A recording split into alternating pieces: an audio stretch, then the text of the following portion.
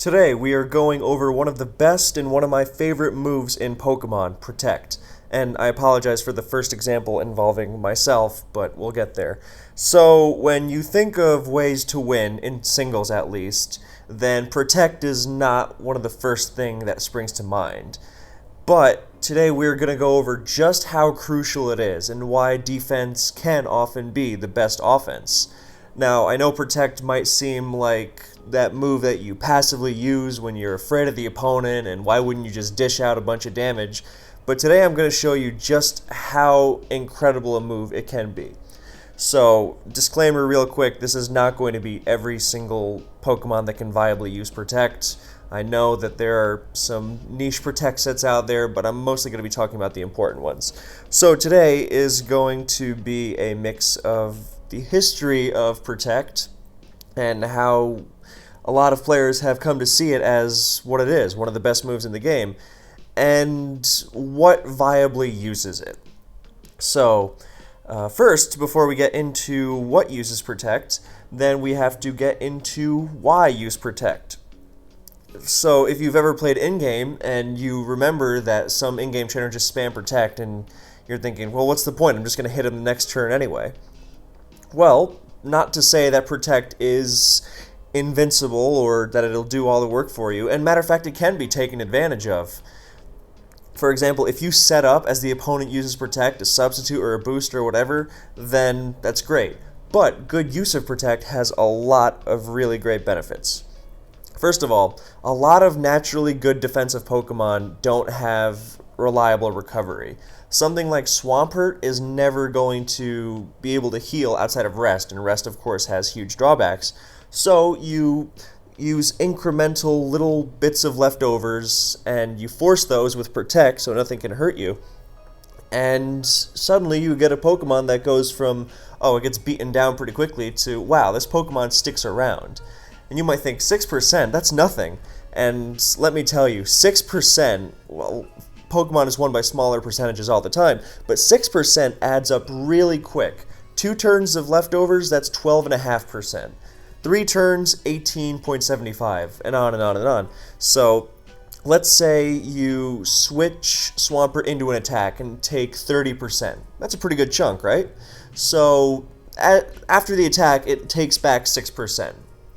So, you've done 24, roughly. We're estimating, we're not going to go with the exact decimals. So let's say you've done 24% to it. It's 76% after your T-Tar used Earthquake against it. Now you want to switch out because you're thinking, well, I don't want my T-Tar to take a lot of damage, so I already chipped it, I'll get out of there. So Swampert uses whatever, Ice Beam, Earthquake, Hydro Pump on the switch, and it gets more leftovers. -6 again, -6 damage, +6 for Swampert. So it was at 76 before, now it's at 82. And let's say you switch to something like Zapdos, which isn't going to be setting up in its face, Swampert can easily Protect on it for even more leftovers. So it's gained 18%, and you have hit it for a net total of 12. With a decently strong attack, too. So that's the power of leftovers and the power of Protect. Now, a lot of what makes Protect good is linked to what makes passive damage good, and I could go on about that forever, and that is going to be its own video, the importance of passive damage. But rather than get into why Pokemon is more than just strong attacks and how the incremental stuff builds up, then we'll see examples of that here, but that specific idea is going to get its own video. Anyway, so passive recovery. There are a lot of Pokemon, like I said, can't heal naturally. Swampert is a big example. Heatran is another example. But when you give them Protect alongside leftovers, they actually heal pretty well, as long as you're not switching them into attacks that are doing more than 50, ideally. The threshold to 2-hit KO something through leftovers is 53%, and with Protect, then you have to do even more. And I don't want to say the wrong math by accident, because I've looked it up before and done the math, but now I forget it. So, anyway, so reason number 1 to use Protect, recovery. Reason number 2, this is kind of simple. If you remember that in-game example from earlier, then you were like, man, that Pokemon didn't do any damage to me, but suddenly it wasted a lot of my PP. A lot of moves in Pokemon have low PP. Things like Fire Blast and Hydro Pump and Stone Edge, they only have 8. So you don't want to be hitting one on Protect and then hitting another on the switch. That's 2 gone already. Especially if the protecting Pokemon is Pressure. That gets really nasty really fast. So PP stalling is definitely valid. Now I'm not saying Protect also does not have infinite PP, so it only has 16, and on a Pokemon like Advanced Skarmory that tends to use it a lot, then you can actually find yourself out of Protects if you over-rely on them. Usually this doesn't happen, but PP stalling can definitely be big. Another reason, anti-choice items. We know that there are a lot of choiced Pokemon out there running Choice Band, Choice Specs, Choice Scarf, and when you Protect as they choose whatever move they're going to lock themselves into for that time that they're on the field, then they have to use it. They can't use one thing on the Protect and then use something else. So this eliminates a lot of risk around switching into dangerous Pokemon. Like, for example, let's say I have a Swampert in DPP, and it's face-to-face with the Choice Specs Heatran. Now, Choice Specs Heatran is only a threat if it uses HP Grass, and I could easily switch to Skarmory and take that HP Grass, and then I would be great. But if the Heatran predicts that, then, bye-bye Skarmory. So when you use Protect, then you see, oh, it locked into Hidden Power. I can go to Skarmory, and no matter what he does, he's not going to be able to use Overheat on this turn. Or, oh, he locked into Overheat. I can stay in with Swampert. He cannot HP Grass me anymore. So the scouting of choice items is amazing. And in this video, we're primarily focusing on Gens 3 through 5, because that is where Protect is most prominent. And in Gens 3 and 4, as well as the occasional 2, then this catches Explosion, because in the first 4 gens, the Explosion is super strong, and it will still KO its user if it explodes on a Protect. So that's another reason. Scouting is huge. Whatever the number is, passive damage. Like I said, it's really important, and if a Pokemon is poisoned, it's still a threat, even though it's on a timer. But when you have Protect, and that Pokemon is being buffeted by Sand, Leech Seed, Toxic, whatever, then that Pokemon suddenly becomes, its timer gets sped up by a lot. The window in which it can do damage to your team is significantly weakened. Like, for example, a lot of people in DPP, they play around Infernape to the point where it is limited in how much it can KO, rather than cutting through entire teams, and it only gets maybe 1 or 2, because Protect racks up so much damage on it. And that's why a lot of people run Leftovers on Infernape now, despite the power drop. Now that's more of a subject for the passive damage video, but it goes to show just how strong Protect is, because if Protect wasn't such a big deal, then the passive damage on Infernape wouldn't be such a big deal.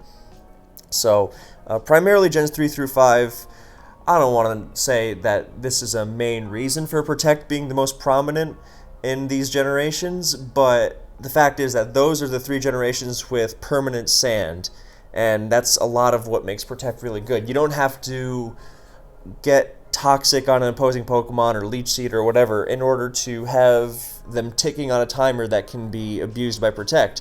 You just got to send in your Tyranitar and then let most of the Pokemon in the game that aren't holding Leftovers, suffer for it. So as soon as you send in your T-Tar, and then you see that Dragonite in DPP or Black and White without Leftovers, then you can Protect on it, boom, 6%. Obviously you watch out for a DD, but you can't just brainlessly click Protect most of the time. Alright, so the final example of I should also say another purpose is to scout surprise movesets. We'll see another example because I have 2 battles here. To scout surprise movesets. So there are a lot of really crucial turns in Pokemon, and you don't always have all the information to make the most informed decision. So you're going to say, oh man, what if he has this move? With Protect, you can find out. Now, it's not guaranteed, because it's not guaranteed that the opponent is going to use X attack on your, not the item, use a certain attack as you use Protect, they could be predicting your switch or for you to use Protect specifically. Like, for example, if Swampert protects on Tyranitar in Gen 3 to scout for HP Grass, and T-Tar doesn't use HP Grass, that doesn't mean it doesn't have it. It just could be saying, oh, the Swampert's going to switch, I'm going to hit the switch in. But you get information about their moveset. And again, this is especially useful against Pokemon that tend to be choiced, and Pokemon that tend to not set up. Finally, the main reason, one of the best reasons to use Protect is that it makes switching around your Pokemon really, really, really difficult. So that's actually the example we're going to get into in this battle. But the specific thing it does is that, let's say that, we're going to see the example in a second, but let's say that I want to revenge kill your Heatran with Flygon, alright? So and I want to use Earthquake to do that. Now, I also don't want to just Earthquake and give Heatran's teammate Skarmory a free switch, because that's awful. So I want to use U-turn, or I want to double switch, but since Heatran protects, then it's really hard to do it. I have to attack on the Protect and then switch. And furthermore, then Heatran knows that I have to attack on the Protect or I'm just not going to get anywhere, so Heatran can switch immediately and get the switch advantage anyway. It's very favored in the Protect user's favor. I feel that was a little unclear, so basically it makes the Protect user a lot harder to play around if you're just purely going in for revenge kills and you want to take advantage of the switch. Especially if you're choiced, but even if you're not choiced, it can be really nasty. Both if you know the player has Protect and if you don't. This example is an example of not knowing, but I'll explain how it could work even if it didn't know. And again, if you have any questions about anything I'm saying in this video, please leave them in the comments. I realize this is Advanced Pokemon 101, but I'll happily explain it. So we're going to skip way ahead to a bunch of stuff happens that's not that interesting, but the example here is pretty perfect of a couple things, actually. So, yada yada yada yada. Okay, so, sorry, we were there. So, the first thing, we're going to slow this replay down. So, Metagross comes into Blissey, and Markop's answer is Flygon. So, I get a lucky attack raise, which means I can now KO the Flygon. And you can see from the little amount of damage Flygon takes from that Meteor Mash, even though this is a bulky Gross, it's still a gross Meteor Mash, and it's going to 2-hit KO most Flygon, so it's a defensive Flygon. Now, how does defensive Flygon heal? It has no recovery. And it's immune to Sand and Spikes, sure, but how does it stay healthy if it's taking hits like that? Bingo, Protect. Suddenly, 6% leftovers turned into 12. Technically 6.25 turned into 12.5, but same difference. You get the idea. It softens a lot of blows. So now he has to switch out because I got the attack raise, so I can just keep attacking, and he goes to Moltres, and he does not know that my Metagross has Protect right now. So here's what's happening. He doesn't know I have Protect. He wants to take advantage of my Blissey switch, maybe by a switch to his Tar, which I think is banded, and so he doesn't want to just Flamethrower, Fire Blast, or Roar. He wants to just capitalize on my Blissey, because switching to T-Tar threatens me a lot more, because Blissey will take Spikes, and then nothing is going to want to switch into a banned Tar, especially with Spikes up. So he does not know I have Protect, and he makes that double switch because he doesn't know I have it. And see, now I get to catch him on that double switch, and I keep the good position. So that was what I was talking about. He doesn't know I have Protect, so he double switches. He's trying to take advantage of my switch in, and with Protect, then I manage to maintain this good switch. That's what I was just talking about. Protect makes it really hard to switch around Pokemon like this that can afford it on their moveset, of course.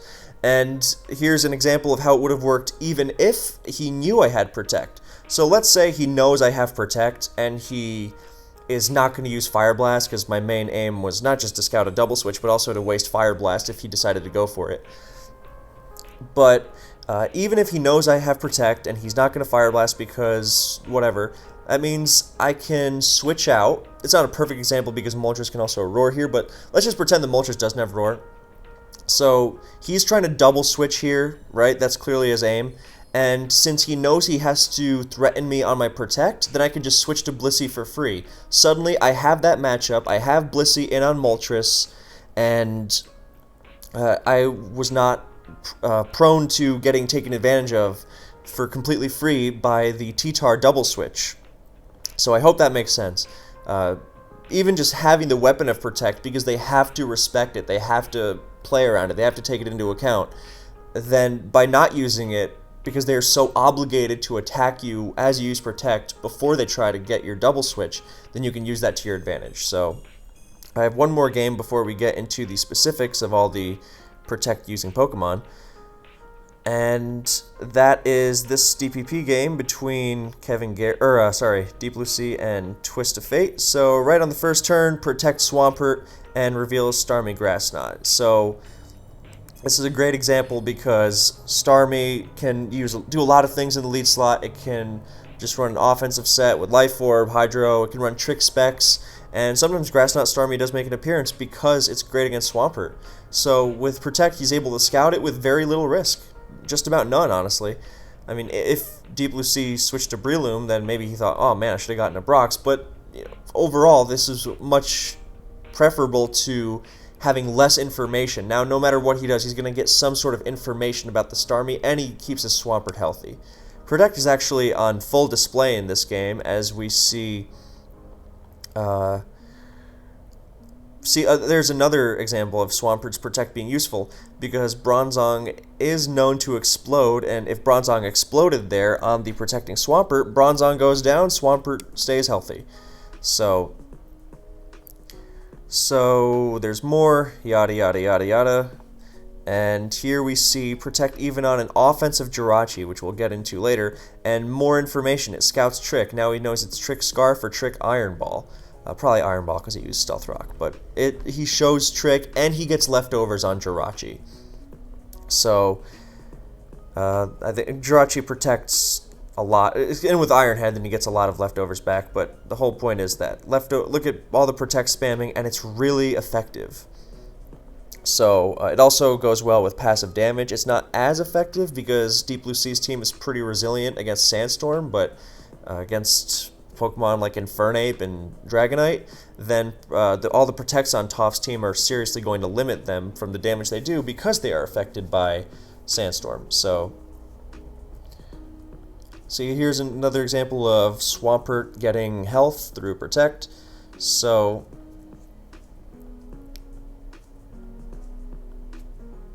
yeah, and again, Protect is not invincible. Setup is good against it.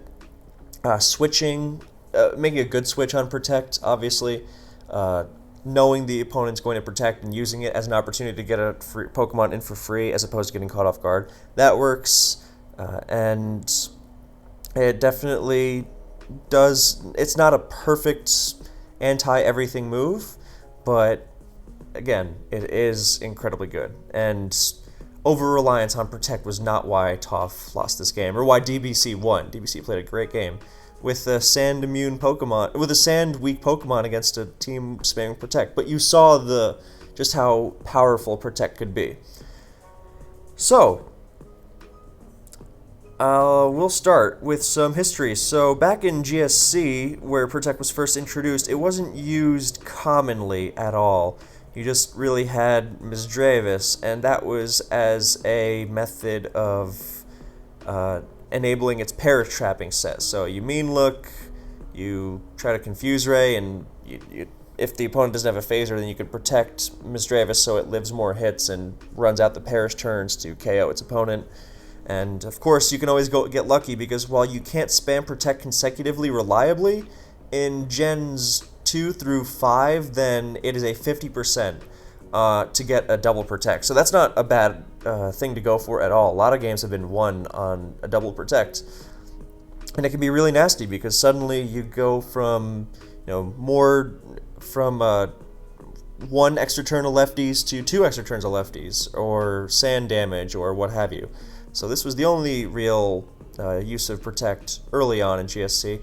Again, disclaimer, I'm sure that there were other Protect using sets out there, Protect 4E, I'm sure I've seen Protect Machamp and stuff, who knows how far back all this stuff goes, but the standard is that Misdreavus was the only real Protect spammer in GSC.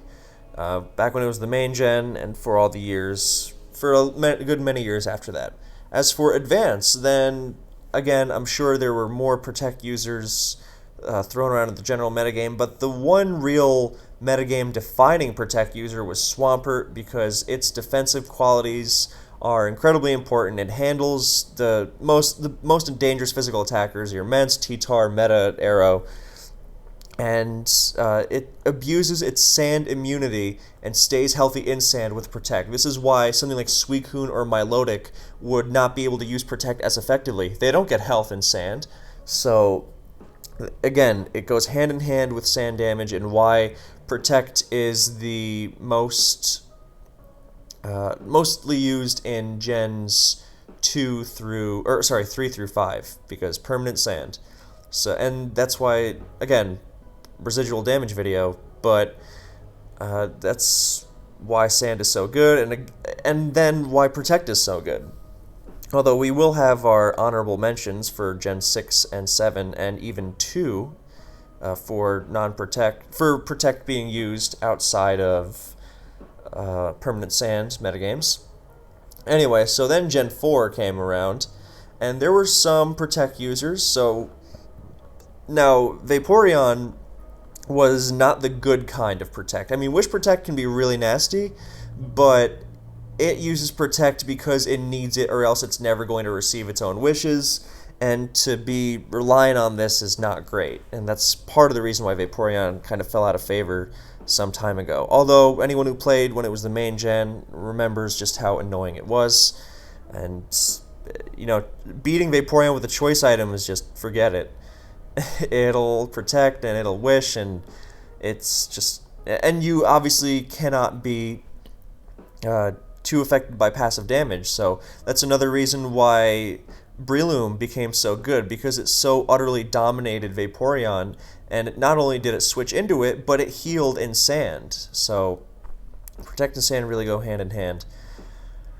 God, I am a poet. Anyway, so, and I wasn't even aware. So another Protect user, again, Swampert. Now, I will say, Roar was the standard, but Protect was seen on it during the main gen sometimes. Mainly for things like Metagross Explosion, since lead Swampert would be facing a lot of Metagross. So that's why it would be used sometimes. Now, in terms of scouting choice items, then Mystic Gar, as this was referred to, I believe it was the set of Blue Kirby and someone else that I can't quite remember. I'm really sorry, but Blue Kirby was the guy I remember. So at the time of this set's creation, then Choice Band Scizor was the #1 Pokemon in the metagame, dominated everything, and of course, it does pretty well against Gengar. And the worst thing is, you don't even know how it's going to destroy you. You can predict the Bullet Punch and switch out, or you can predict the Pursuit and stay in, and Hidden Power fire it, but you can't do both, and it's always going to be some element of guessing to it. What do these guys do? They put Protect on it. Suddenly they see Scizor's intention. It Bullet Punches, you get out of there, you go to Magnezone, you trap it. It Pursuits, no problem, you just stay in and HP fire it to the grave. So this is a perfect example of how good scouting choice items can be. So, and then another example was Phil's Torment Tran, Philip7086, and this wasn't really abusing Protect in the traditional sense, you know, passive damage, yeah, that was really nice, but it was more around facilitating Torment and the fact that most Pokemon can't hurt Heatran with more than one move. You know, you're not going to be facing a lot of Pokemon with Earthquake and Close Combat. So, and of course, if you get a sub up and Infernape comes in, you can sub Protect its Close Combats till the day is done, and sub and Protect is a really nasty combo that we'll get more into soon. But with Torment, that was another example of it being used during the main generation. And then near the tail end, especially around the time of the Salmon Suspect, then this set came into being. And this set was less focused on subbing down and beating the opponent itself as much as being a wall. And like Swampert, Heatran is not a recovery blessed wall, but it takes hits really well. And with Protect, then it seems unkillable sometimes because, again, immune to Sandstorm. And a lot of its switch-ins are not, like water types. Not to mention it dishes out status with Lava Plume, and it can run rocks over Earth Power, but it can also run Toxic. So that's another example of status plus scouting choice items plus getting recovery. Heatran really does it all. And of course, if you've got close combat, then you can only use it against it so many times. So this was the main gen. And then Black and White comes out. And honestly, Heatran should be here too, so we're just going to slap that in there. It's pretty much the exact same set, except it ran Stealth Rock a lot more, and I think it also ran Toxic a lot. But yeah, so this set was also really popular early Black and White, and it did pretty much the same exact thing. Spikes were easier than ever to fit with Ferrothorn being so good. Anyway, so then the others. So now we see a new kind of Protect being added, because Gliscor with Poison Heal in Black and White 1 was not allowed to run Roost. You could run Roost, but you would have to run Sandveil. And since Poison Heal with Toxic Orb was so clearly better, people just ran Protect, because you get to activate your Toxic Orb before you get status by something else. God forbid you eat a Jirachi Body Slam paralysis trying to switch in. And that was obviously a way to surpass that, as well as getting recovery. And if you think protecting for leftovers recovery is nasty, wait until you protect for Poison Heal recovery. That's 2 leftovers. Over 2 turns, that's 25%. So, this is a sample set. Swords Dance, you could run Taunt. Actually, most people ran Swords Dance, and they sometimes ran Taunt over Protect, but this was the new kind of Protect that was introduced with Poison Heal. So another example, of course, Black and White famous for its Weather Wars, Politoed. What does it do? Well, it needs to stay alive when it's squabbling with Tyranitar. How do you do that when it doesn't have recovery? You have Protect. And Protect did a great job of healing it. And of course, with Scald and Toxic, then it's a natural pairing, and it ran Parasong just out of filler. But Protect also did Parasong things, so that was nice. But really, it was about the recovery first to stay healthy. And like, for example, if you Scald into a Rotom Wash and you took Stealth Rock, you can Protect and get back up to full, and that little percent can be the difference when you're fighting for everything in the Weather War. And then, of course, with the passive damage it dishes out, then it's really nasty. Another really, really, really disgusting Pokemon is Tentacle with Rain Dish. So, again, 2 leftovers. And so within 1 turn, over 2 turns, then you get 25%, which is just insane.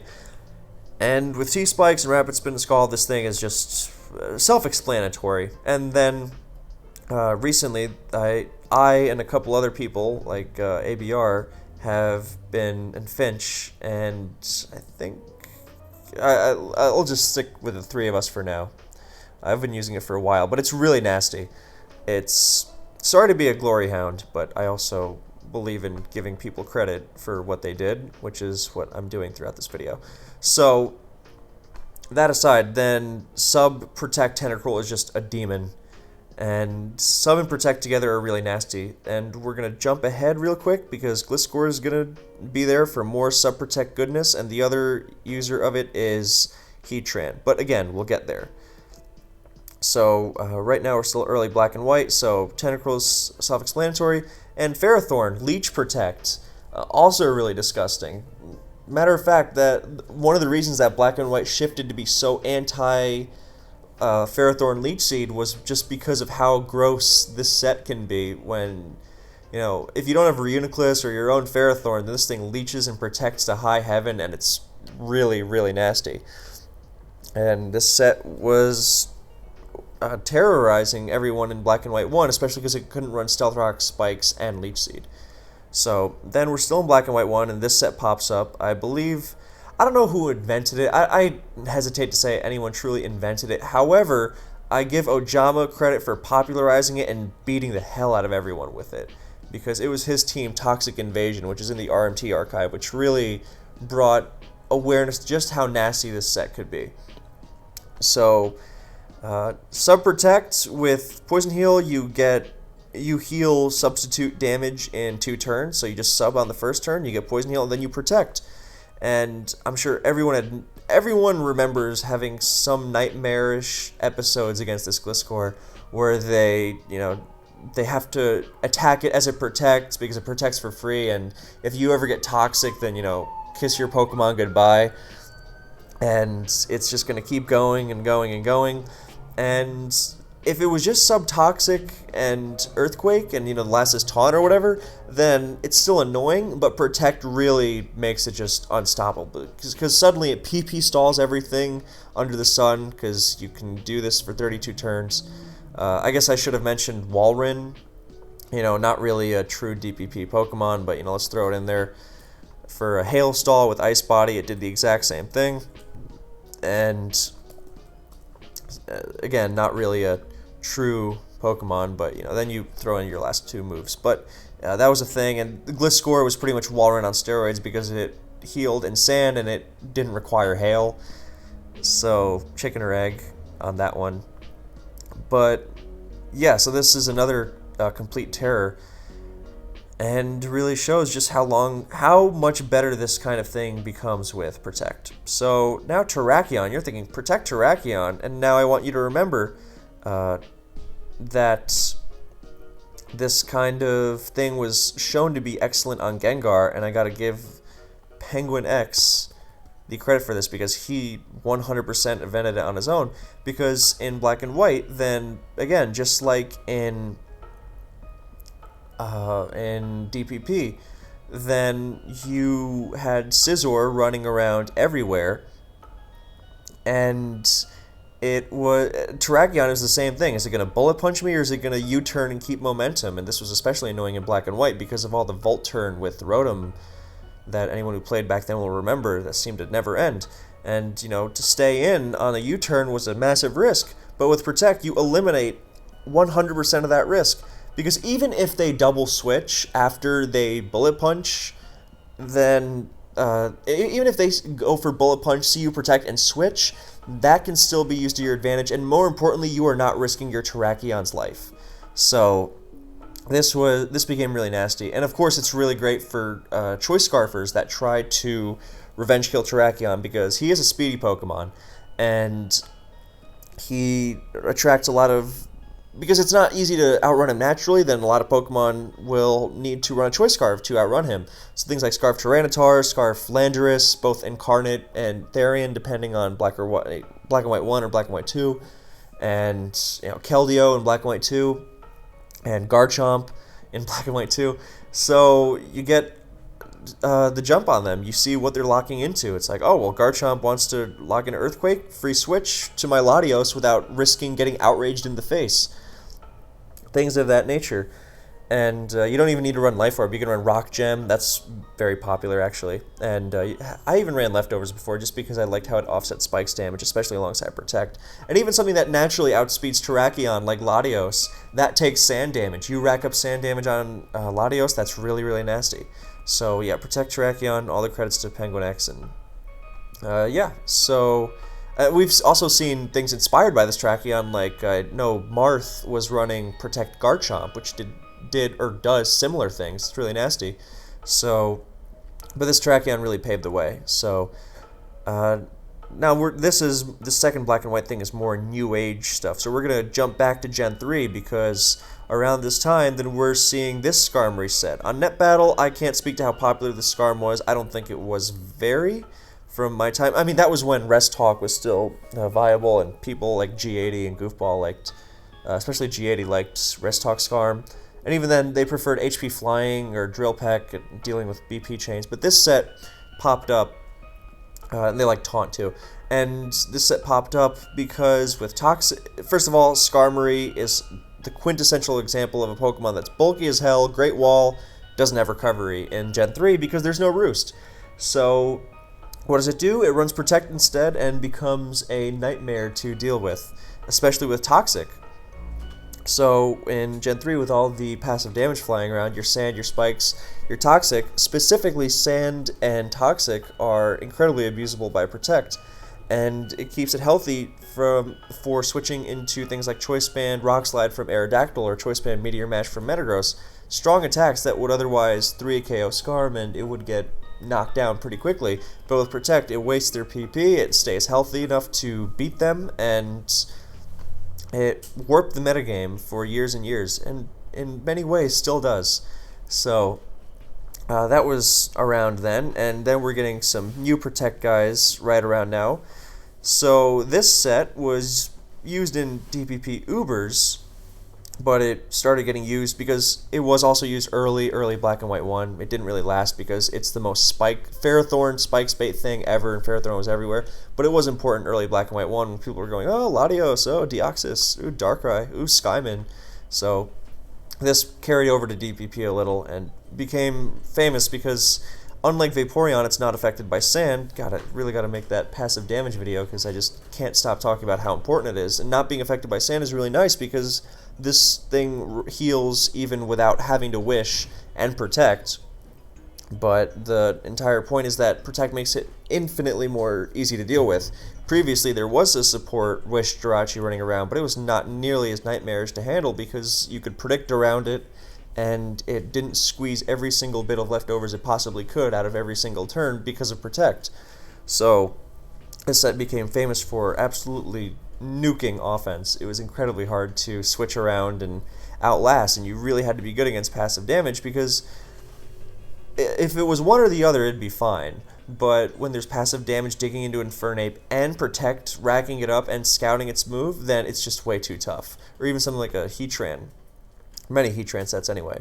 So another set, Leech Protect Shaman, really nice. It was just a good set that was really tough to deal with because Heatran gets Stealth Rocked, and Earth Power is nice, but can come up short. It went to be a full special attacking set running into Blissey. So then you just leech Blissey and you take all its health, and you then harass everything else on that the opponent's team. So, and of course you have the whole choice scouting, residual racking up, leftovers. It's not usually it's going to be in Sand, so you can't really just scout for free leftovers, but scouting for extra Leech Seed damage is a big deal. You outweigh that nicely. You scout choice,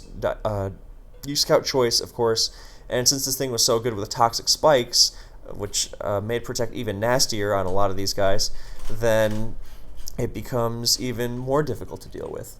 So then we have some more guys that came a little later. So similar idea with Fortress. Fortress was famous for getting into these wars of attrition where it got worn down by spikes, and eventually you would just beat it down and it couldn't spin anymore. With Protect, it's a lot harder to beat it down with just simply passive damage. And it was able to stick around in Spike Wars really nicely. It gives up Toxic Spikes, but the benefits are enormous. So, and then we have Bronzong, again, another Pokemon, great passive damage, great against passive damage, and great at racking it up itself, but doesn't have recovery. And look, Protect solves everything. Protect does everything for it. It's another Pokemon that, oh, well, it doesn't heal, so it gets knocked down. And this was a criticism against a lot of naturally bulky Pokemon when DPP was the main gen. Guys like Bronzong and Swampert, oh yeah, they take hits pretty well, but they don't heal, so you just hit them a couple times and they go down. And eventually that wasn't enough because some guys like Earthworm, I believe, was one of the first guys to run Protect on Bronzong, so, let's just tentatively give it to him, I think. I'd have to have August or someone correct me on that, but I remember he was spamming it, and Stone Cold, actually,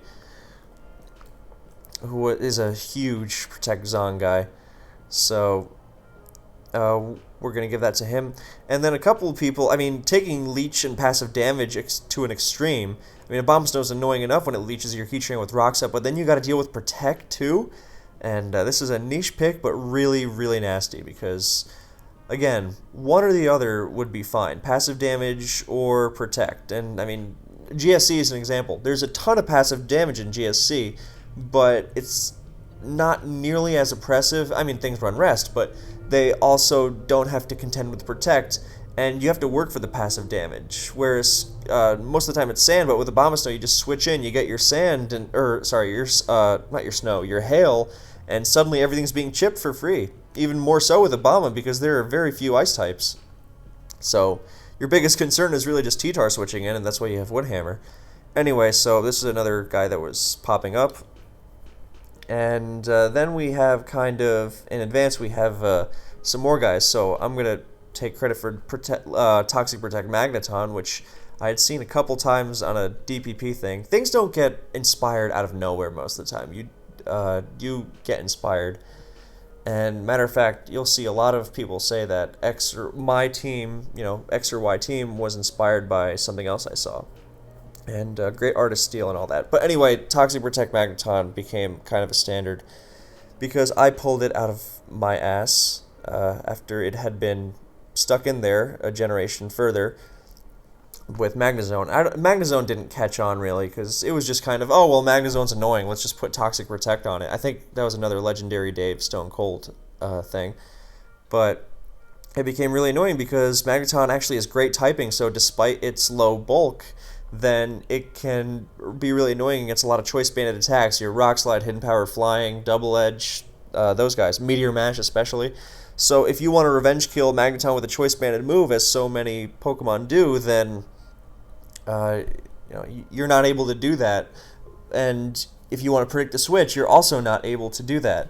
And that's what makes Protect Magneton so annoying to deal with. Absolutely infuriating at times. Even if you run Magnet to get a higher KO chance on Spadef Scarm, then it's still annoying, especially with Toxic. Even if you don't run Toxic, Protect is just a great move.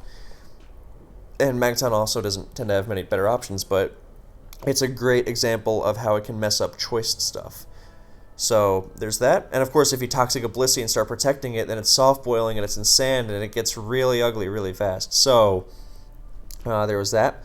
Now we have the famed Ostarachi, which took the Wish Protect Jirachi and put it into advance.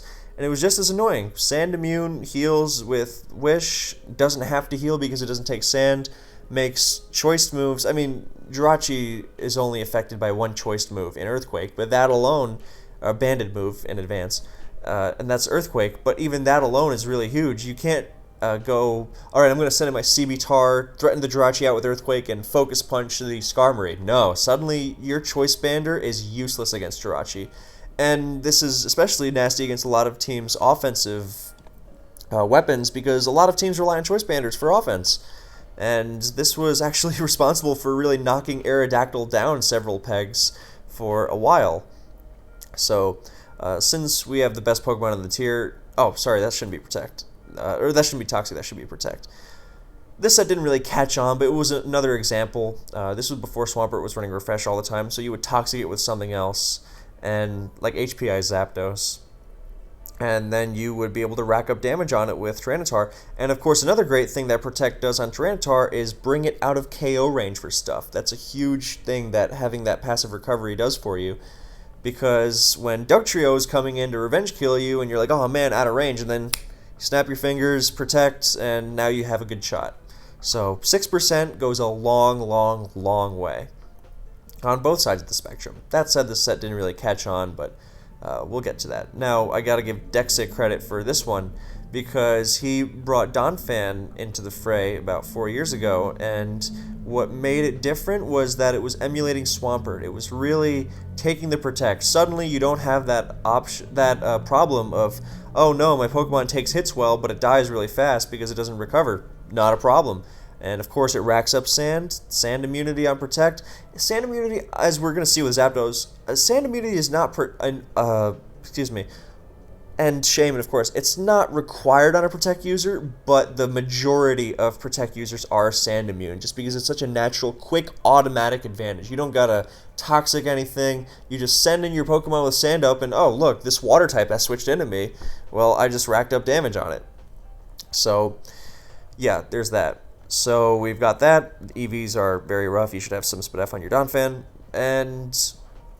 So yeah, there was that, and nowadays when Donphan gets run, it runs... I mean, it can run Toxic over HP Rock, but it's pretty similar.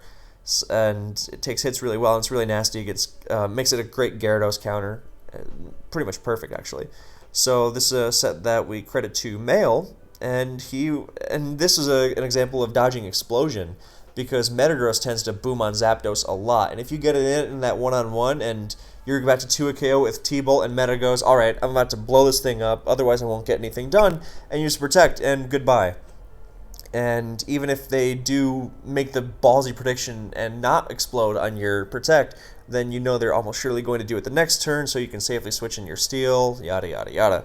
So, and of course it racks up Toxic damage really nicely against things like Blissey and Celebi.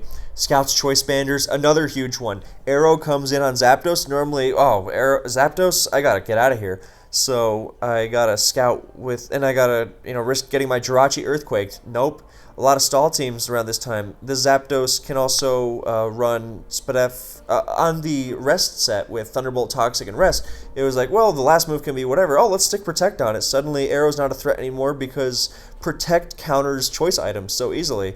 It's like, well, in a vacuum, then Jirachi and Zapdos get chased out by Arrow, but then you Protect on it, and you know what it's going to do 100%, and other things like CB Tar, of course, and they're just entirely neutered, and that's how the metagame really shifted away from those guys, when before, then CB Tar and CB Arrow were really dominant, especially together, and then you run into these armies of Protect, and it's just no good.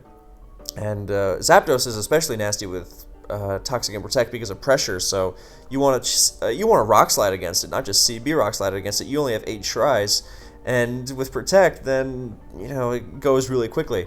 So it really, really helped kill Choice Band stuff.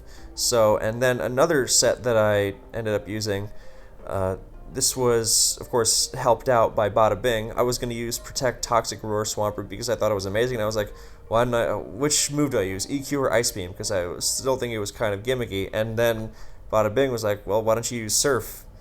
And even though he doesn't really play Advance, and voila, standard new Swampert. Well, Refresh, but that was the birth of Monopert.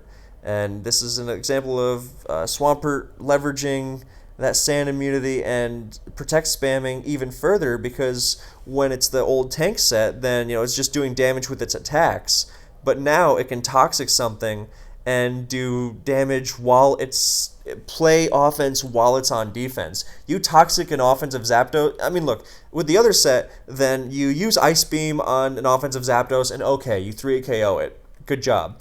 But with then you're not threatening the Zapdos the entire game. You Toxic the Zapdos on the switch, and good night. It is dead. You just Protect the entire time. You play it safe, and yeah, obviously with Rest it's a different story, but you're dealing with the offensive ones here. So this is again just another extension of what Swampert does. And while we're taking credit for stuff, then defensive Flygon was also my invention. Sorry for the hubris, but it was pretty much birthed out of the same niche that Swampert was doing on the same team even, except it was also Spikes immune. So it's just the exact same idea.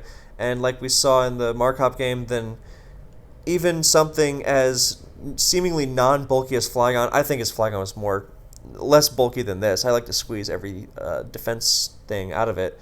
But even something as non-bulky as Flygon, obviously thanks to its Sand and Spikes immunity too, but with Protect, then suddenly it owns DD Ments. Without Protect, you would not be able to switch it into a DD Ments as a DD, Toxic it, and then beat it one-on-one.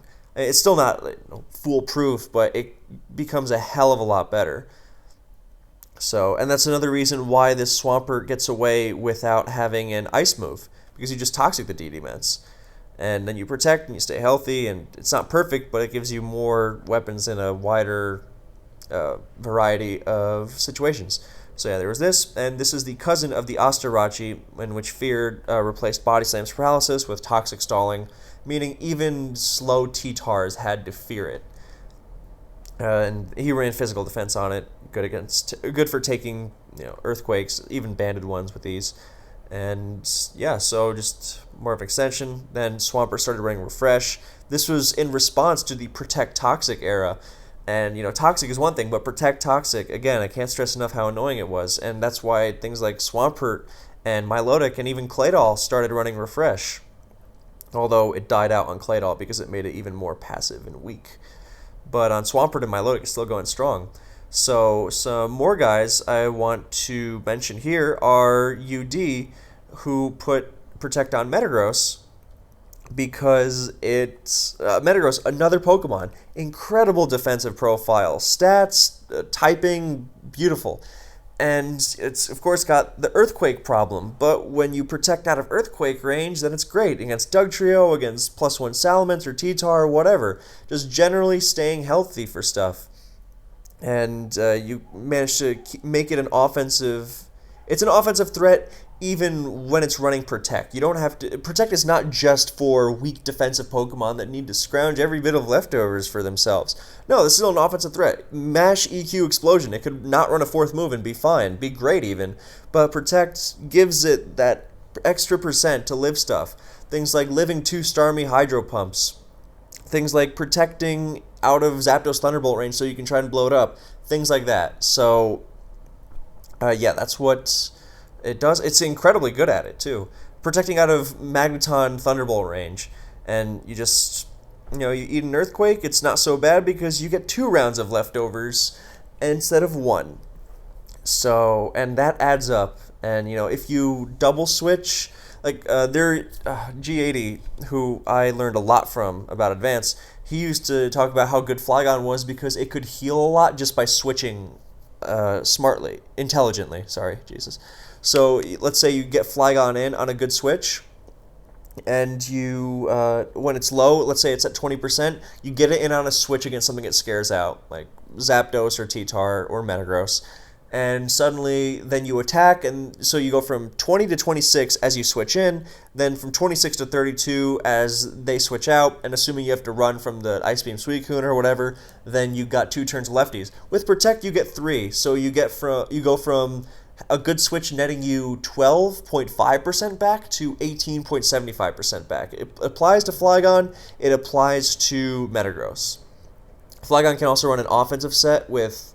I would run Magneton alongside it, just like with this set. But EQ, Protect, HP Bug, Rock Slide, just offensive EVs, and then you're not going to be switching it into Meteor Mashes or anything, but it's really nice at staying healthy for staving off DD Tar.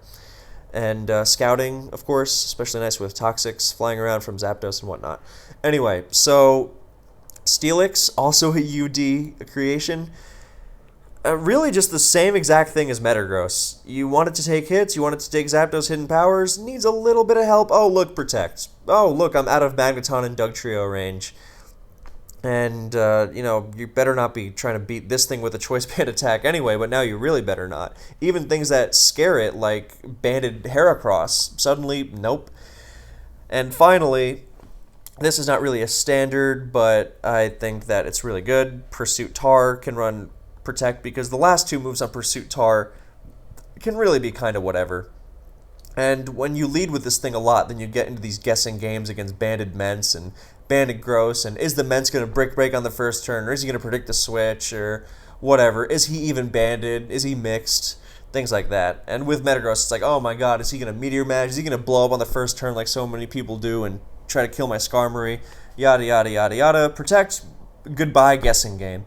And hello, leftovers recovery into surviving Dugtrio. And counter is just kind of fun, but it can definitely be whatever. It can be whatever move you choose. The Protect here is the moneymaker. So now we're gonna move over to Gen 4 and some of the developments it has had. Why is the sound off? Oh boy. I think I might have just messed something up. Anyway, so now we're getting into not quite the biggest developments, but still things that are relevant to mention. And we're going to switch over to something with Driftvale City because I love Driftvale City. Who doesn't?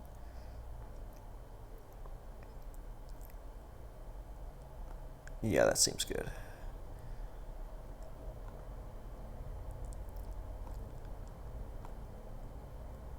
Sorry for the delay, but anyway, so this next part, if it's not going to play, I'm just going to say, what the hell? Well, it's, my sound doesn't seem to be working, so,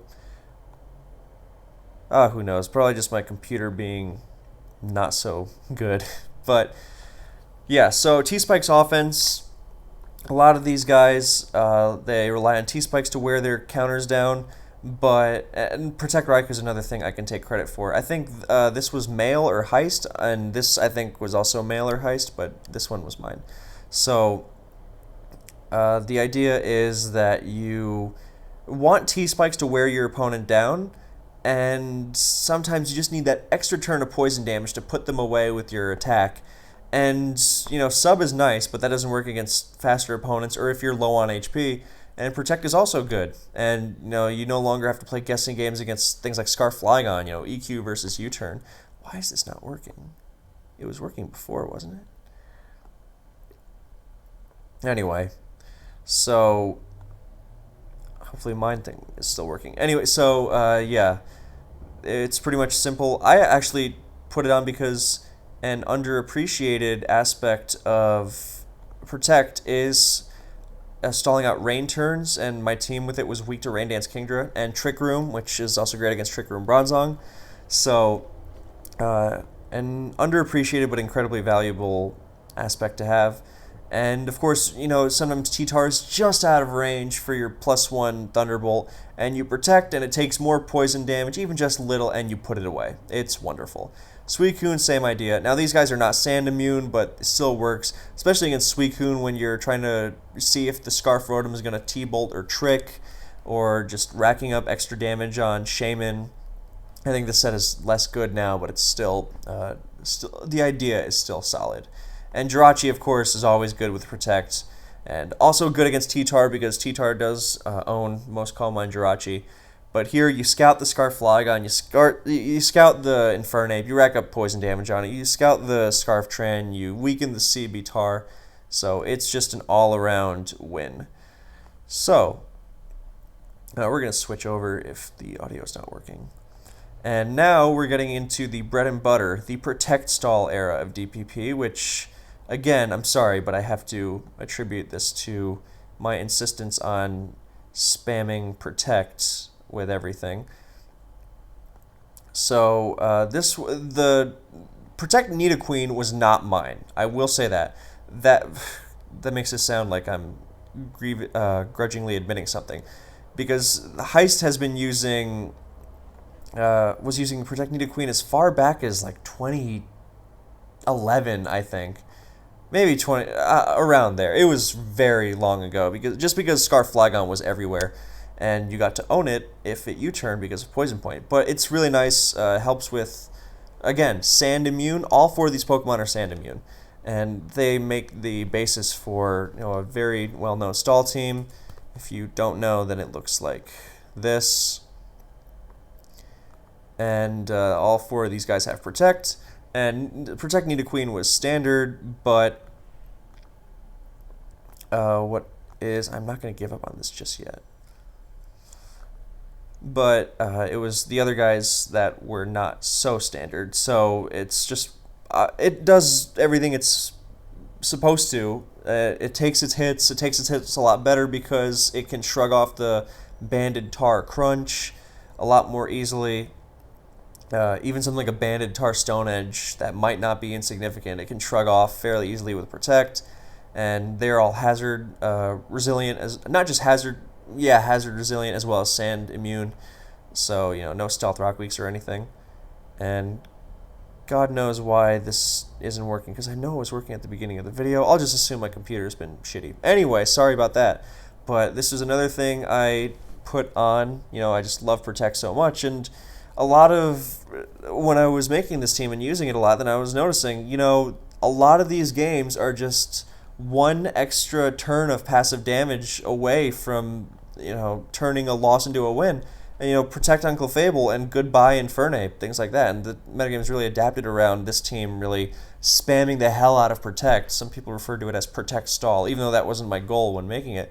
But they just, they know Protect is one of its best weapons, even if it wasn't intended to be that way. So it's good against that. It's also huge for pursuit trapping. Like earlier we had the Gengar example against potential pursuit traps from Scizor, but here a Clefable is usually pretty vulnerable to CB Tar, but no longer, because with a few more defense EVs, then you see if it's going to crunch or superpower or pursue, and if it pursues and it's banded, obviously, then you're home free, as long as you don't knock it off, of course. And the great thing about Protect Clefable is, of course, that it's completely immune to passive damage, so you really can't hurt it without actually hitting it, and that means it gets a ton of recovery. And just like the whole I don't have to use my healing move to stay healthy and heal, like with Breloom and Jirachi, then it doesn't have to use Soft Boiled a lot, and it gets to use the offensive weapon of Protect to really push that even further. It's like, well, I heal in Sand, and I heal even without using my real healing move, because Protect is a pseudo-healing move, and it goes such a long way. So Jirachi was, you might notice that this team on paper does not like Infernape, and there are a lot of tweaks you can make for that.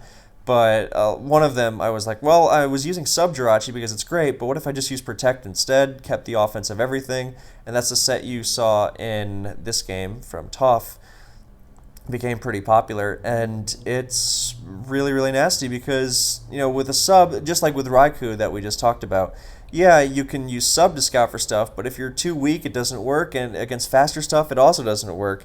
So Protect is always good all the time, and you're always going to scout that choiced whatever, or get that extra piece of residual damage on whatever. And with all the toxic spikes and sand flying around, then and knockoff, accentuating that even further by removing leftovers, then it's really, really nasty. Scouting choice attempts, of course, so no more, Flygon came in, I better, let him get momentum as he U-turns out of Skarmory. No more. So there's that. It's just, so even on an offensive Pokemon, like I mentioned, that it can still be used incredibly well, because, these moves do the heavy lifting, and then Protect adds a whole new dimension to it because it limits the amount of ways that the opponent can handle it. And T-Tar, T-Tar with rocks. Honestly, as long as this T-Tar is rocks, it doesn't need to do much else.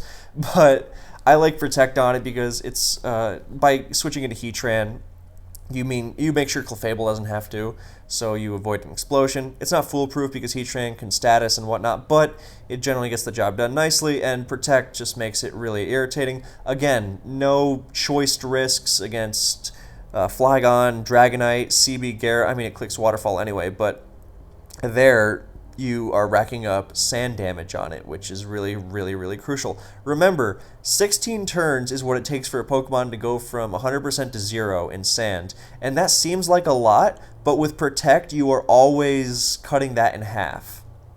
So let's say you need 4 turns for a Pokemon to die to sand, and you have Protect, Protect Clefable, use Protect, sacrifice something, Protect again, and you are fairly home free. So that was jumbled because I've been yammering on for a while, but I hope you get the idea. So Protect, and I'm sorry for talking so much about myself, but I won't bullshit you with false modesty about that I did not contribute to Protect being such a widespread move. Of course, other guys like Heist and ABR and Ojama contributed a lot to that as well. So, and now before we get into Black and White, actually no, chronologically we need to go here. So this is another Heist set. He's combining Protect with Magma Storm's residual, and Will-O-Wisp and Sand is really nasty. And this was another set I made because So this is Black and White 2, and Gliscor can run Roost and Poison Heal now. So a lot of people did that, and I figured, well, yeah, that's nice, but Protect is really nice because it means you get more recovery at a time. Like, for example, a Roost Poison Heal Gliscor is not going to be able to protect its way out of CB Terrakion Stone Edge range, whereas Protect will. And not to mention the whole scouting whatever Pokemon is coming in now, or whatever the intentions of whatever Pokemon are. Thought I heard something, but I think it's coming from the other room. Anyway, so... Oh, yeah, it is. Anyway, so, yeah, no more do you have to put up with Latios's shit with this. You just scout, you rub sand in its face, and then you know that it's going to Draco and not Surf, so you can switch Heat Train into it, things like that. So, and it works really nicely, even, and, nowadays I would even say that the majority of Gliscor run Protect again, largely because of this set, so... this is a Dice set, and he showed, again, offensive Pokemon, really nasty with Protect. Toxic is interchangeable. ABR's used HP Ice, and I think Finch used HP Flying?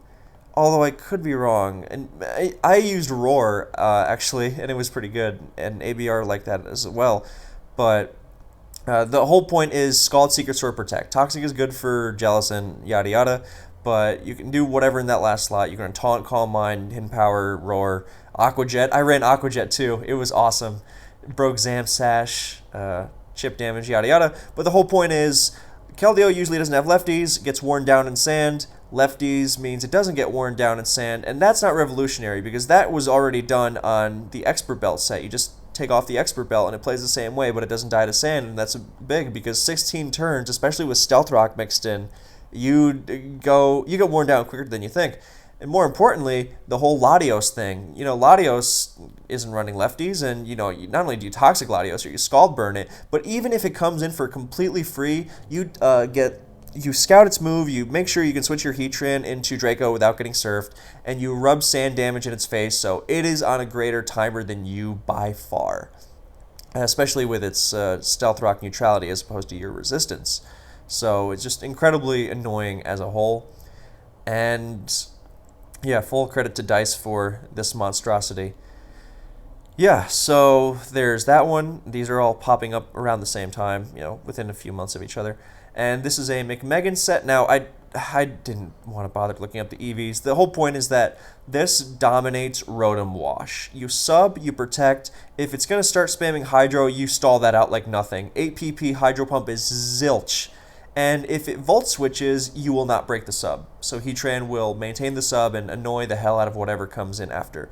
Now, the last move slot can be whatever. Toxic, I forget. One of McMegan or Jirachi really liked Toxic, and the other really liked HP Ice. Either are great. They're fantastic. You can run Double Fire. You can run Lava and Magma Storm. You can run Roar. I ran that a couple times. It was really nice. Hell, you could run Stealth Rock if you wanted. But the whole point is sub, protect, Lava Plume, Heatran was disgusting and further contributed to Black and White's requirement, or Black and White's movement toward teams that could handle passive damage, because honestly, there are very few quicker losses than having a team weak to residual damage against a team with Protect. You will lose 9 times out of 10, if not more. So, Excadrill, another offensive Pokemon spamming Protect, and Scarflando, one of the most popular Pokemon in the metagame. Hey, this applies to Heatran too. And it tries to revenge kill Exca. No, thank you. And Exca's important as a spinner, so you spin, and you want to stick around so you don't just get outlasted by the hazard setters. What do? You protect. Suddenly, your quadruple Stealth Rock resistance and Sand immunity don't go by as quickly as you thought because you are staying alive with Protect. So, again, I can't emphasize enough just how far a little leftovers will take you. And forcing your way to those leftovers is really, really helpful. So, that's what Protect does. That is what Protect does. And Excadrill is excellent at it because, like with these other guys, then Protect makes dealing with their main attributes harder. I mean, sure, you could run Swords Dance over Protect here, and it'll be good. But look, most of the time, Earthquake, Rapid Spin, Iron Head, that is all Excadrill really needs to do. And by adding Protect on it, then you eliminate so many of the ways that teams are going to naturally handle it. You can't chase it out with Scarflando anymore. You're just going to get walled. You have to play your ass off to even have a chance if your main method is Scarflando, because you got the Earthquake on the Protect, and then you got to double switch as they switch, and then you got to make sure that and like I said at the very beginning, Excadrill can always just switch immediately because it knows you have to Earthquake on the Protect, and you are just screwed either way. So it's really, really brutal to deal with, and it adds another dimension to the game of this Pokemon. So Breloom, even before Spore was banned, people were running sets like this. I mean, look, this can be Bulk Up, this can be Focus Punch if you're running Sub. Sub Protect was a good set. This can be Seed Bomb. That's not the EV spread can be all sorts of things. That doesn't matter nearly as much as the fact that Breloom heals in Sand despite not being Sand immune, and the whole idea is that things like Latios, getting worn down. You have 8 Draco Meteors. If you're going to try and chase out Breloom several times, then you're going to be running with 0 Draco Meteors pretty quickly. And not to mention, you can't predict the switch. You are going to be using Draco Meteor every time, because if you ever use Surf, then Breloom just stays in, and you got to use Draco to chase it out, and it gets ugly really fast. And Breloom racks up the residual on you and wears you down. It's all about the idea of your opponent being on a faster ticking timer than you are.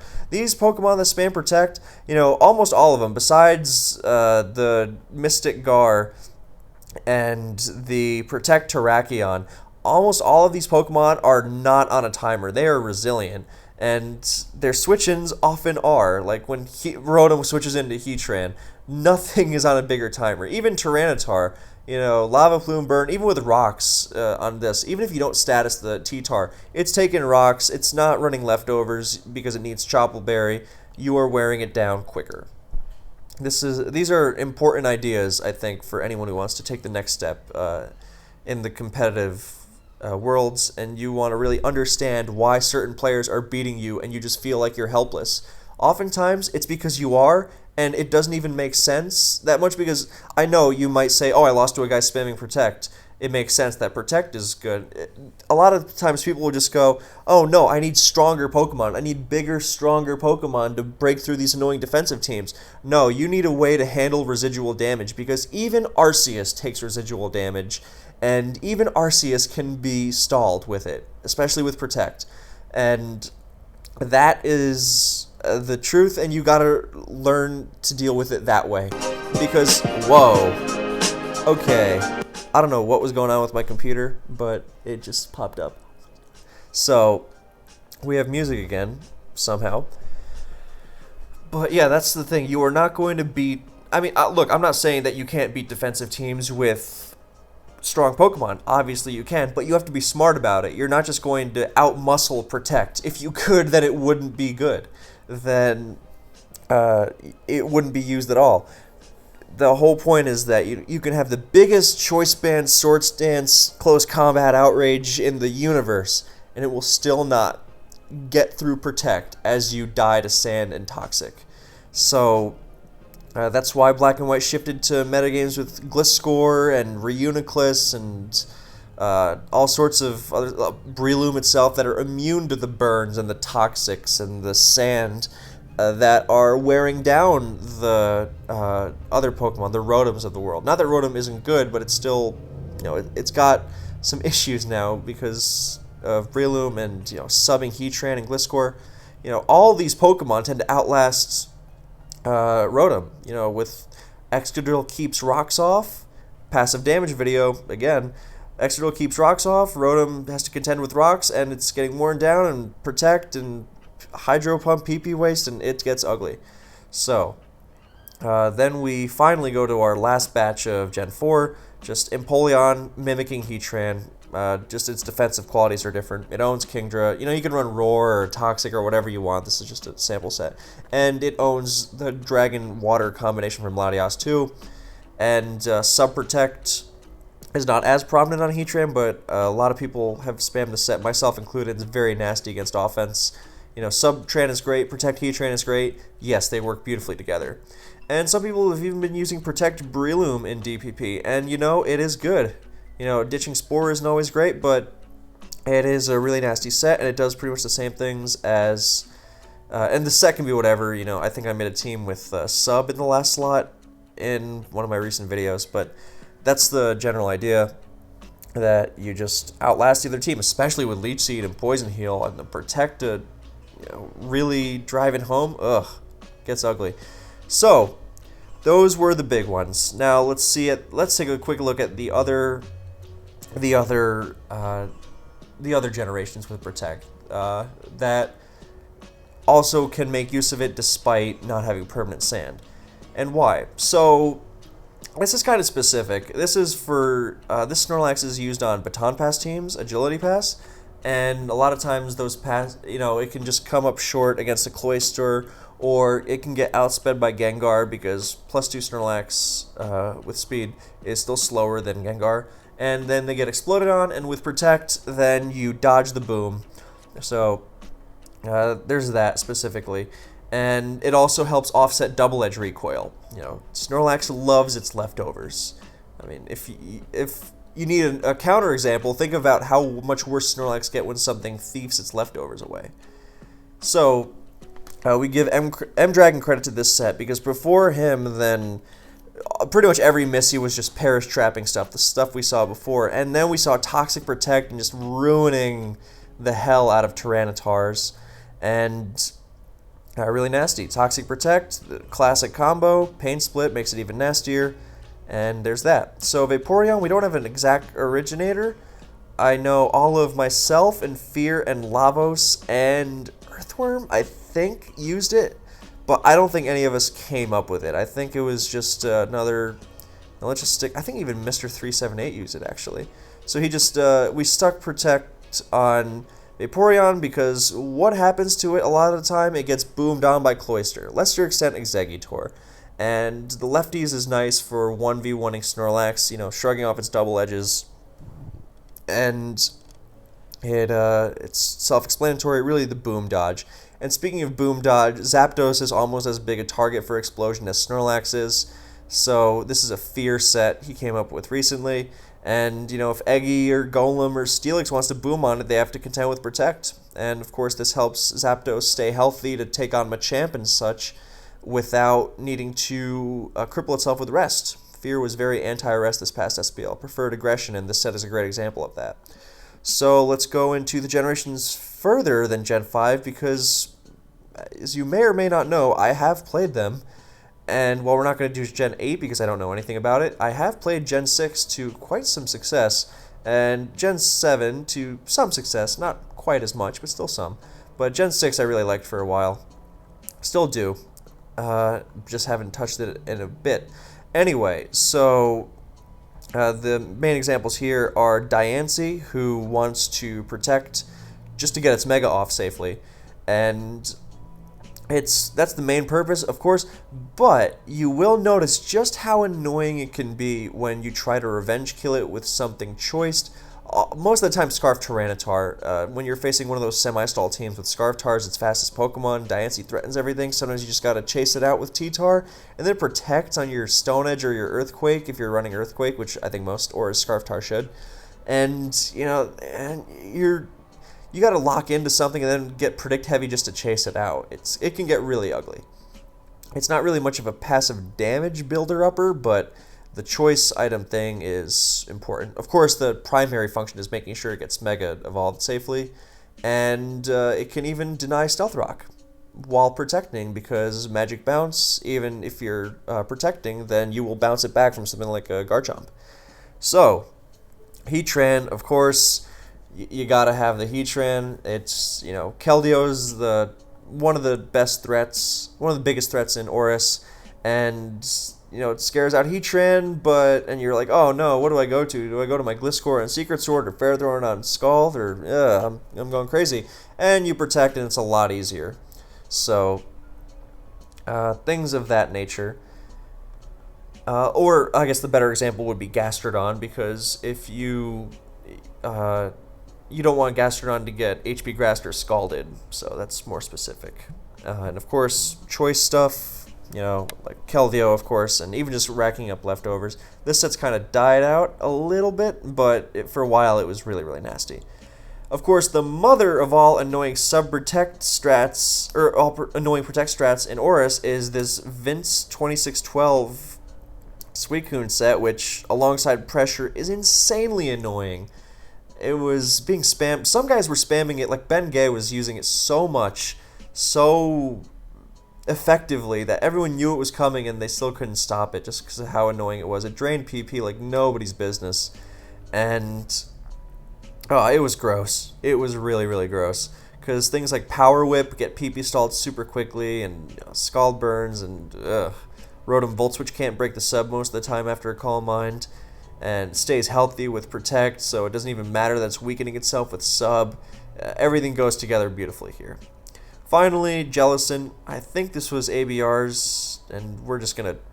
I think that was the first time... I can't even type R, actually, so we got to copy it. But, yes.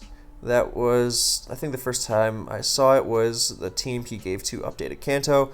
And it was annoying because usually Jellicent runs Taunt over Protect and Colbur Berry to deal with Pursuit, because you got to deal with that, because every Keldeo comes with Pursuit, or nigh every Keldeo. And knock off Weavile or Bantar or Scarftar, both are annoying. But with Protect, then you get to run lefties. And while you give up Taunt, it's annoying, but you can stay healthy. And you can even Protect out of range for things like Mega Metagross Thunder Punch. So, and then we're going to top it off with Gen 7, and this, again, not extensive, but here's some examples. Celesteela embodies the Leech Protect phenomenon like little else. It's unbelievably annoying. You're not switching into it with Clefable because of Heavy Slam. Grass types don't like Flamethrower, of course. So, yeah, drains things really quick. Technically not Protect, but we didn't have Spiky Shield because, Spiky Shield pokes are bad, and I can't believe Ferrothorn doesn't get it. But Baneful Bunker Pex is an example of how annoying it can be. Like when Ash Greninja, or an unevolved Ash Greninja, is trying to flinch it down, and, it's just barely in range for Dark Pulse, and then you Baneful Bunker, and you get out of range for Dark Pulse.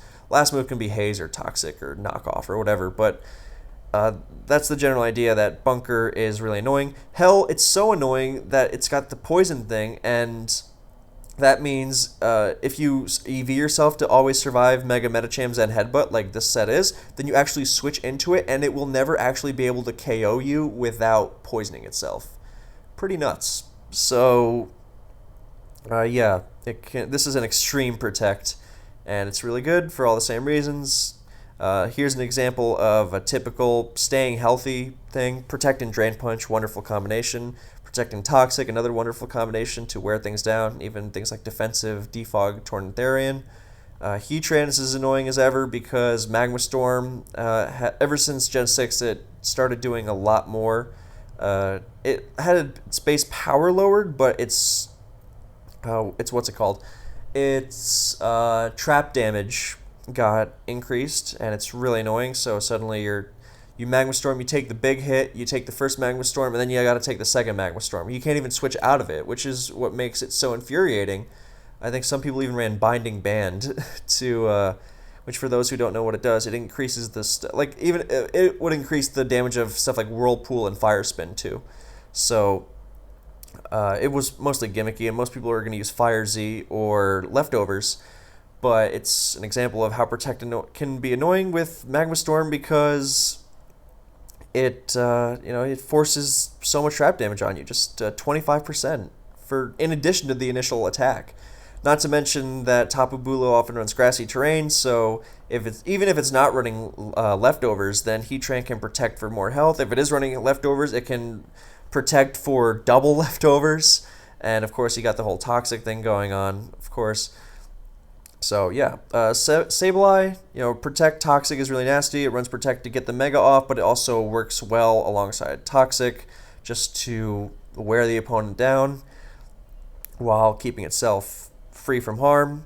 And finally, Tapu Bulu, who's Grassy Surge, Grassy Terrain, Horn Leech Protect, similar to Como-O, except a lot easier to keep healthy, and it gets so much health back that it often, with a Swords Dance, if Torn T is chipped, then it'll often beat it one-on-one. So that is Tapu Bulu for you. Yeah, and it is a great example of how far Protect can go. So that's going to be it. Gen 3 through 5, Protect is incredible, mostly because of the power and permanence of residual damage, especially Sand, and in the first two of these generations, and there's also Explosion, which helps. In all these generations, there's choice items. There's always going to be prediction. It's just an incredible move. It fits on just about everything. You know what? Go out there, try Protect on whatever you think might be good. Like in Advance, I didn't even mention Moltres, and Protect is very good on it. And you could find use for it on most things that we're probably not thinking of right now. And my advice is to probably not try it on Blissey. Oh, maybe. You know, it could probably be used. Go out there, try it. If it can abuse residual damage or choice scouting in some way, then it can use Protect. Like even DD Garrett can use Protect, as XCal came up with to scout Scarf Tran Boom and Scarf Gone, T-Punch versus U-Turn. But even when there's... Matter of fact, I would even say Gen 2 Protect is unexplored. I think Earthworm was messing around with the Protect Scarm a few years ago, and it was actually pretty nasty. Keeps it out of range for annoying attacks like Mixlax Fire Blast or Machamp Cross Chop. Shit of that nature.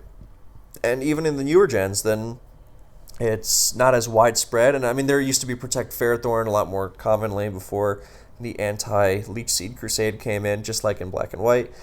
But yeah, Protect is amazing, and understanding how to use it and how to face it is going to be a huge step for you as a trainer. Don't just go in there guns blazing. I need to overpower these Protect stall teams. No, you need to be smarter about dealing with the passive damage and Protect, because you can't just, choice band your way through everything, or Swords Dance your way through everything. It's got to be a mix of... I'm not saying you can't run offense, but you got to be smart about it. Anyway, I've been yammering for a long time. I hope you took something from this video. I'm going to go eat dinner.